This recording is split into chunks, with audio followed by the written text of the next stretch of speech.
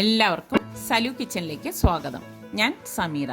ഇന്ന് ഞാൻ തയ്യാറാക്കാൻ പോകുന്നത് വളരെ പെട്ടെന്ന് തന്നെ നമുക്ക് തയ്യാറാക്കിയെടുക്കാൻ പറ്റുന്ന ഒരു ചില്ലി ചിക്കനാണ്. അപ്പോൾ അതെങ്ങനെയാണ് തയ്യാറാക്കുന്നതെന്ന് നമുക്ക് നോക്കാം. ഇതിന് വേണ്ടിയിട്ട് ഞാനിവിടെ 1.5 കിലോ ചിക്കൻ ചെറിയ പീസായിട്ട് കട്ട് ചെയ്ത് നന്നായിട്ട് കഴുകി ഡ്രെയിൻ ചെയ്തെടുത്ത് വെച്ചിരിക്കുന്നതാണ്. ഇതിനെ ഞാനൊരു ബൗളിലേക്ക് ഇട്ട് കൊടുക്കുകയാണ്. ഇപ്പോൾ ചെറിയ പീസാകുമ്പോൾ പെട്ടെന്ന് തന്നെ നമുക്ക് വെന്ത് കിട്ടും. ഇനി ഇതിലേക്ക് ഞാൻ 1 ടേബിൾ സ്പൂൺ വിനാഗിരിയും 1 ടേബിൾ സ്പൂൺ ജിഞ്ചർ ഗാർലിക് പേസ്റ്റും അതുപോലെ തന്നെ 1 ടേബിൾ സ്പൂൺ കുരുമുളക് പൊടിയും, ഇത് വീട്ടിൽ തന്നെ നമ്മൾ പൊടിച്ചെടുക്കുന്ന കുരുമുളകാണെങ്കിൽ നല്ലതാണ്. പിന്നെ നമുക്ക് 3 ടേബിൾ സ്പൂൺ കോൺഫ്ലവറും 2 ടേബിൾ സ്പൂൺ മൈദയും കൂടി ഇട്ട് കൊടുക്കും.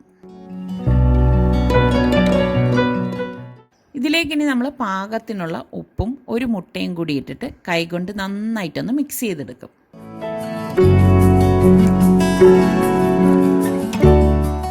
ഇനി ഇത് പാത്രം മൂടി അരമണിക്കൂർ റെസ്റ്റ് ചെയ്യാനായിട്ട് ഞാൻ മാറ്റി വെക്കുകയാണ്.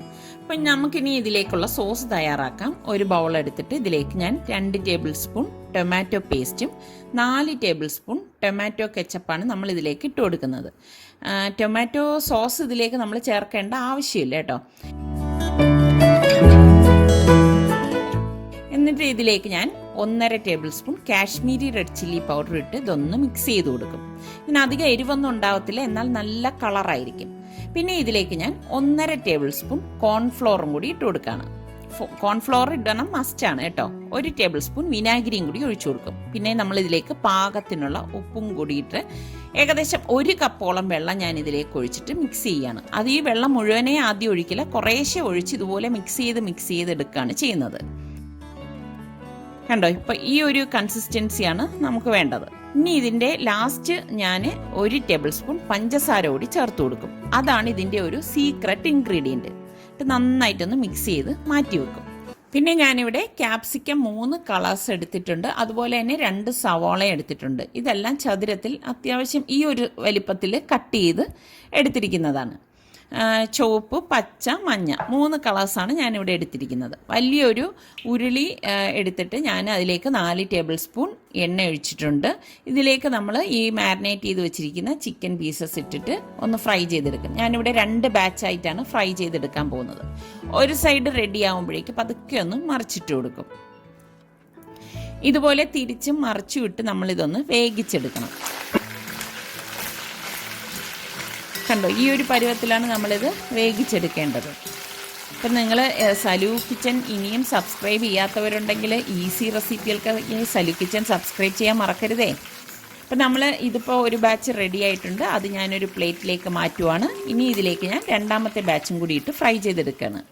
അതിനുശേഷം നമ്മൾ ഈ ഫ്രൈ ചെയ്തെടുത്ത അതേ എണ്ണയിലേക്ക് തന്നെ ഞാനിവിടെ 1 ടേബിൾ സ്പൂണോളം ഇഞ്ചി നീളത്തിലരിഞ്ഞതും, ഇനി ഇതിലേക്ക് ഞാനിവിടെ 3 പച്ചമുളക് എടുത്തിട്ടുണ്ട്. ഈ പച്ചമുളക് ഞാൻ ഇതുപോലെ ഒന്ന് കട്ട് ചെയ്തിട്ട് കൊടുക്കുകയാണ്. അത്യാവശ്യം വലിപ്പത്തിലാണ് ഞാനിത് കട്ട് ചെയ്തിട്ട് കൊടുക്കുന്നത്. എന്നിട്ട് നന്നായിട്ടൊന്ന് ഇളക്കി കൊടുക്കും. പച്ചമുളകിൻ്റെ കളറൊന്നും നഷ്ടപ്പെടരുത് കേട്ടോ. ഇളക്കിയ ശേഷം നമ്മൾ ഈ കട്ട് ചെയ്തെടുത്ത് വെച്ചിരിക്കുന്ന ക്യാപ്സിക്കവും സവാളയെല്ലാം ഇതിലേക്ക് ഇട്ടിട്ട് നല്ലതുപോലെ യോജിപ്പിച്ചെടുക്കണം. ഇത് യോജിപ്പിക്കുമ്പോഴും പ്രത്യേകം ശ്രദ്ധിക്കണം, ഇതിൻ്റെ കളറൊന്നും നഷ്ടപ്പെടാൻ പാടില്ല, ഇതിൻ്റെ ക്രഞ്ചിനെസ്സും പോകാൻ പാടില്ല. നമ്മൾ റെസ്റ്റോറൻറ്റിൽ നിന്നൊക്കെ വാങ്ങുമ്പോൾ കണ്ടിട്ടില്ലേ നല്ല ക്രഞ്ചി ആയിട്ടിരിക്കുന്നത്, അതുപോലെ ഇരിക്കണം. കണ്ടോ, നല്ല ഒരു കളറിലല്ലേ ഇരിക്കുന്നത്. ഇനി നമ്മൾ ഇതിലേക്ക് ഈ ഉണ്ടാക്കി വെച്ചിരിക്കുന്ന സോസ് ഒഴിച്ചിട്ട് ഒന്ന് ഇളക്കി കൊടുക്കും. അപ്പം നിങ്ങൾ എല്ലാവരും ഇതൊന്ന് ട്രൈ ചെയ്ത് നോക്കണം കേട്ടോ. വളരെ എളുപ്പമുള്ള ഒരു ചില്ലി ചിക്കനാണ്. ഞാൻ ഈ ബൗളിലേക്ക് തന്നെ 1/2 കപ്പോളം വെള്ളം ഒഴിച്ചെടുത്തിട്ടുണ്ട്. ആ വെള്ളം കൂടി ഞാൻ ഇതിലേക്ക് ഒഴിച്ചു കൊടുക്കുകയാണ്. അപ്പോൾ ടോട്ടൽ നമ്മൾ 1.5 കപ്പ് വെള്ളമാണ് ഇതിലേക്ക് ചേർത്തിരിക്കുന്നത്. അപ്പോൾ ഇത് ലൂസായി പോകണം നിങ്ങൾക്ക് തോന്നിയാൽ ഇത് ലൂസൊന്നും ആകത്തില്ല, കറക്റ്റ് പരുവായിരിക്കും കേട്ടോ. എന്നിട്ട് ഇതെല്ലാം ഒന്നും കൂടി ഒന്ന് ഇളക്കിയ ശേഷം നമ്മൾ ഈ ഫ്രൈ ചെയ്ത് വെച്ചിരിക്കുന്ന ചിക്കൻ പീസസ് എല്ലാം ഇതിലേക്ക് ഇട്ടിട്ട് ഒന്ന് നന്നായിട്ട് മിക്സ് ചെയ്ത് കൊടുക്കും. നല്ലതുപോലെ ഒരു 5 മിനിറ്റോളം നമ്മളിത് ഇളക്കി എടുക്കുകയാണ് ചെയ്യുന്നത്.